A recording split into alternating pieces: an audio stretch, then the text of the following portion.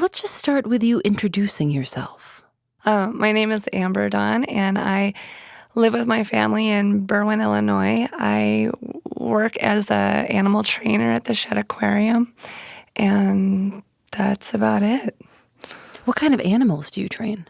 Mostly penguins and otters, but I also work with all of our animals in the marine mammal department. What do you train a penguin to do? Mostly husbandry care, so we practice going to the vet with them. We ask them to be calm in our lap and calm with other people. We can teach them to spin and to follow us, train them, to come to their names. You can teach a penguin almost anything. So do you have, penguin friends, ones that you like more than others? Well, I love all of our penguins, but I do have my favorites. I helped hand raise 11 of them. So, a penguin chooses you. They choose you to be their person, and then every time you come out onto exhibit, they come out of the water and run up to you and do their little flirty behavior. I knew I wanted to work with animals ever since I was a small child, so I started working with them 8 years ago. Well, we're here to talk about something that happened longer ago than that. How long ago were you living in that apartment in Washington? 21 years ago. Long before she worked with penguins, Amber Dawn moved to one of the rainiest places in America, the small town of Enumclaw, Washington, to be closer to her brother and sister-in-law. It was gorgeous. I could see Mount Rainier out of my bedroom window of this apartment, right there. It was gorgeous. She moved into a small apartment building. Her apartment was on the top floor, a one-bedroom with a little dining room, a living room, and kitchen, and a little balcony on the front. She was 20. The first night I moved in, I had been playing music while I was unpacking, and I went to bed that night and I turned off the music, and I was laying in my bed and I heard footsteps in the attic, and they were very clear footsteps. And I wasn't quite sure why I would be hearing that, but whenever you move into a new apartment, you start to notice all the little different sounds that particular space makes. And so I wasn't quite sure what it was, but it sounded like footsteps. Had you been told that there was an attic in the apartment, or did you have an entrance to the attic in your apartment? There was a crawl space that it was just a little push-up. I don't even know what you would call it. It's like a trap door in the ceiling, kind of. Sort of, yeah. It was it would push up into the ceiling. So it was like a square, maybe 2.5 by 2.5 feet that pushed up into the ceiling. And that came into my bedroom, or it was in my bedroom ceiling. So I could see it from my bed. And I thought, okay,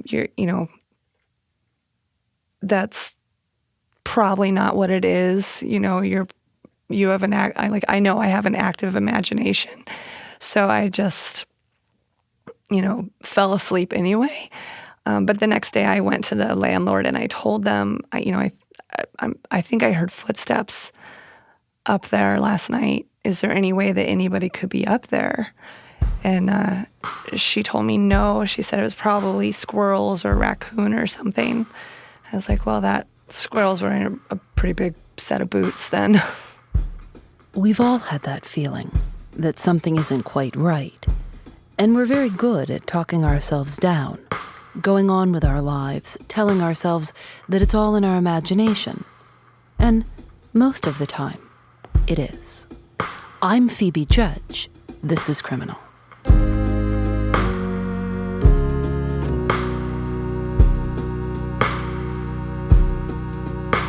I was very meticulous.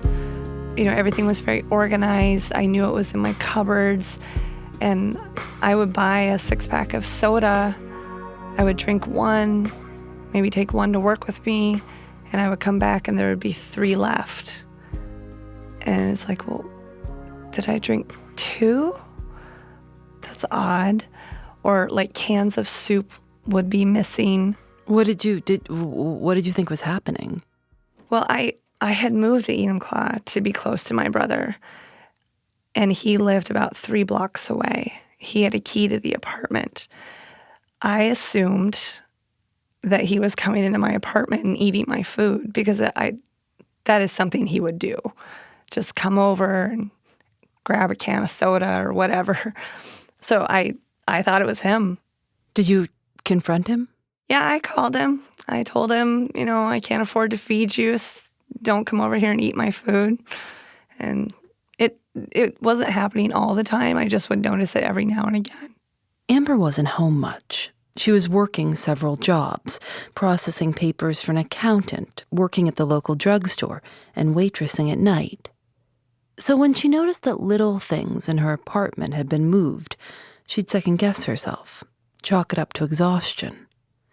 She was starting to feel at home in Enumclaw. She had her 2 cats, and then she got a puppy. She was a beautiful German Shepherd mix. She was maybe 9 or 10 weeks old. So really little. Yeah, she was just a baby. So she was learning to be potty trained. So I would come home in between my jobs and walk her. And I was kenneling her in the bathroom while she was, learning her manners and learning to be potty trained. So I kept her in the bathroom with, newspaper on the floor and water and toys and stuff. One night she was waitressing when she got a call from her landlord saying that her bathroom was flooding. And my downstairs neighbor was getting rained on in her bathroom. So I came home and we came in my apartment and I opened up the bathroom door and my puppy was in the bathroom sink. I asked her, I was like, did you put her in the sink? She's like, no, we wouldn't open the door because we didn't know how big the dog was. We didn't know if it was people friendly. So this is why you had to come here. But there's no way she could have gotten into that sink. She was a little puppy and the toilet was, far enough away from the sink that she wouldn't have been able to climb. Was there water all over the ground? Uh-huh.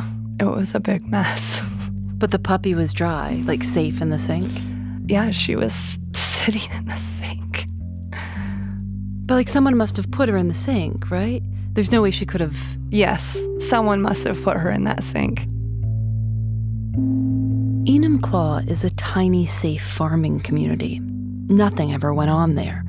So anytime Amber got worried, she just reminded herself that her brother and sister-in-law were 3 blocks away, and she kept herself busy.